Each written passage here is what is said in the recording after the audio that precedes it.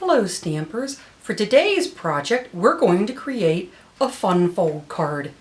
This is our project. It's a gatefold card and it opens just like a gate. Okay, let's get to the crafting table and create a project. For today's project we're going to start by cutting and scoring a piece of Mossy Meadow cardstock. I'm so glad that they brought Mossy Meadow back in the 2018 color revamp. This piece of cardstock is 8.5 by 11 inches. I'm going to cut it in half, and I know that is 4 1/4, and I'm going to cut it in the portrait position, which is this way, as opposed to the landscape position, which is this way. So I'm going to go ahead and I'm cutting this at 4 1/4. I have both a cutting blade and a scoring blade. The darker blade is the cutting blade. The lighter blade is the scoring blade. Because I know I'm going to be scoring at a larger measurement, I'm going to open this up because it will allow me to score all the way up to 14 inches. I don't need anything that long today. We're doing a 2 3/4 is our first score mark. And our second score line will be 8 1/4. You don't need to worry about remembering the measurements. I will be posting them on my blog, CopperCropper.com. Now, before you score, make sure you're using the light blade, which you can't see in the video, as opposed to the dark blade.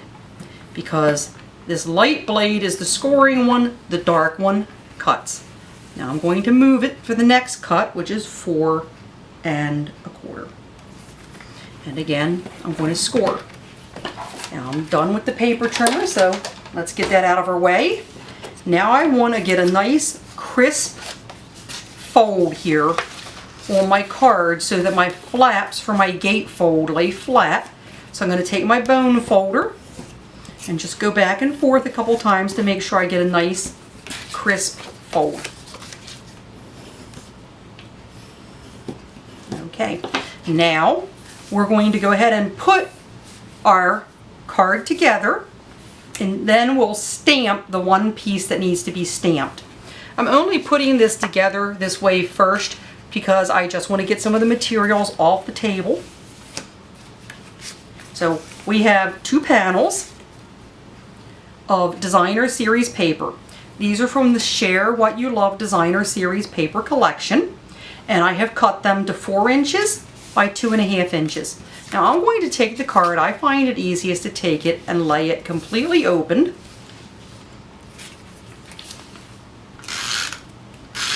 Just going to put a little snail on here. Then I'm going to center the paper directly in front in the middle of the panel. You can see our paper is double-sided and both sides are beautiful.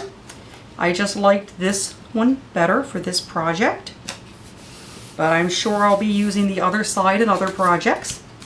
Now I'm going to do the inside, but before I glue the white piece on the inside, I'm going to glue this little strip. This little strip is 5 1/4 by 1 inch. I like to make, when I do the inside of a card and I put a little strip, I like to make them 1 inch just because it's the perfect size. You can run your tape runner down it and not have excess sticky hanging off of it. If you make it just a little narrower, you can't do that. Okay, I've added the strip. Now let's go ahead and put this on the inside. And it's all ready. You could stamp something or write something, whichever you prefer. Our card base is all prepared. Now let's do the stamped panel that we have right here for the front of the card. I'll go ahead and, no, there's no room to leave it there, so I was going to leave it there, but I cut out a piece of white already, and I have it positioned in the wonderful new Stamparatus. But before we do that, we need to stamp a vase, because you need the vase to get the positioning of everything else right. I have pre-die cut the Mossy Meadow piece for the front, And I have this piece of white left over, and that's what I'm going to use to stamp the vase in Rich Razzleberry. The vase stamp comes from our brand new Varied Vases stamp set. There's lots of choices. I'm sure that's probably why they called it Varied Vases. And I've chosen to use this little fat one, and we're going to stamp it. Before I stamp it, I just want to give you one quick tip here, and that's to, when you start with a new stamp set and you're using the coordinating punch, take the time to look and see how it is placed, the orientation, because you only want to have to stamp this once.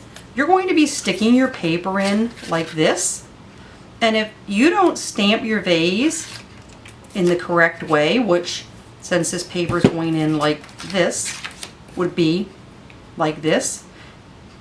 If you stamped it the other way, then when you go to put it in, you're not going to be able to cut it out. You're going to have to re-stamp, and that's frustrating. There's also a really great way that you can actually stamp every single image and punch all at one time, and I'll be doing a video on that when I start my new Stamparatus video series. So I'm just going to lightly ink this up a little. I don't want to overdo it because I don't want ink all in my little squiggly lines. I want all those to show up, so okay. That's pretty good. Not perfect, but you know what?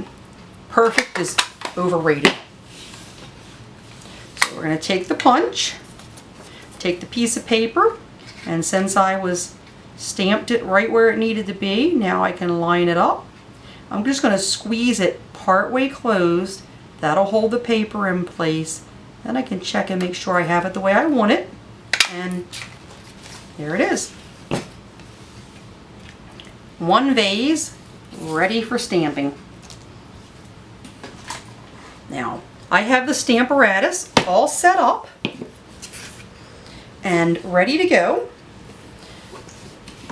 with our stamps, and this is a wonderful stamp positioning tool. And one of the best features about the Stamparatus is that it has not one but two plates. And not only does it have two plates, but these plates are removable, so you can flip them around. That gives you 4 surfaces to put your stamps on, so you can have everything preset. That makes it really easy when you're stamping a big stack of cards or when you're trying to stamp everything in a certain spot. Now, in order to position the shelf on this correctly, when I lined it up, I made sure that I positioned that, tried my vase placement out, which is why we did the vase first. Because it's really important to pay attention to how this goes because of this stem. The stem on this stamp is really long, and you want it to go under where you're going to place the vase. So first we're going to use some crumb cake ink, and we're going to stamp the shelf. Just lightly. Get a little ink. And close my plate and press. And when I lift it up, there it is. Now I'm going to take the magnet that's holding the paper in place, and I'm going to move it over because where I had it at for the shelf is right where I want my flower to go. And I don't want that to interfere with that. Now I'm going to use some Mossy Meadow ink to stamp both my flower and my sentiment. Okay. Stamp. Give it a little press. And, well, I think I might have had the magnet there a little too close because my hello's not completely stamped. That's all right. That's the beauty of the Stamparatus. It's held in place. I can go back and I can get it right back in the same exact position. And now we're done with the stamping, so I'm going to move the Stamparatus over to the side of my table. The next step is that we will color all of these little flowers in. I'm only going to do 1 or 2 of them for you and give you a few tips, because I don't think anybody really wants to sit here and watch me color.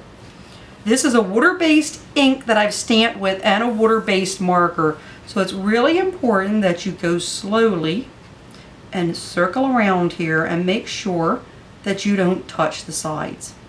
Because when you put the water-based on the water-based, if you run the marker over the sides, you're going to get a muddy smeared mess. Now, I've already got this one ready. The last step before we assemble is some Wink of Stella.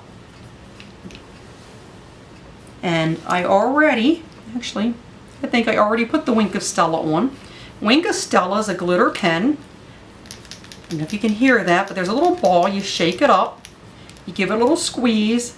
I always test it on my paper first to see if it's coming out, and then you can just dab it right where you want it. And it's probably really hard to see that with the camera, but it gives it a little bit of shine. So now I'm going to use dimensionals because I want to pop this up, and I'm going to put them on the back of the white paper. You always want to put the dimensionals on the piece that you're gluing down and not on the piece that you're gluing it to, because that way it will always be positioned perfectly. And I find the easiest way with dimensionals, I just poke them right in the middle with my fingernail and they lift right up. And push them out of the way. We're going to put this down here, and I can see I forgot to do something. There's my vase. I'm going to go ahead and add a little bit of snail to my vase, and I'm going to add it on. Everything is perfectly positioned now, and we're ready to put it on our card base. When you do this, you want to make sure that you only put the adhesive on the back of one side, and that's the side where the vase is at. If you're worried you're going to put it on the wrong side, just put it on the card in the right way, flip it real quick without moving your finger, and put a little mark on with a pen. That way you know right where to roll your snail at, and you only want to go halfway over, no more, because you're only putting it halfway. The other half is going to hang over. And then when you put it together, you now have a gatefold card, all ready for a sentiment to be stamped when you decide who you're sending it to, or a message to be written. I hope you enjoyed today's video and quick tips. Thank you for joining me. If you would like the measurements of this card, they're at my website, CopperCropper.com. Happy stamping!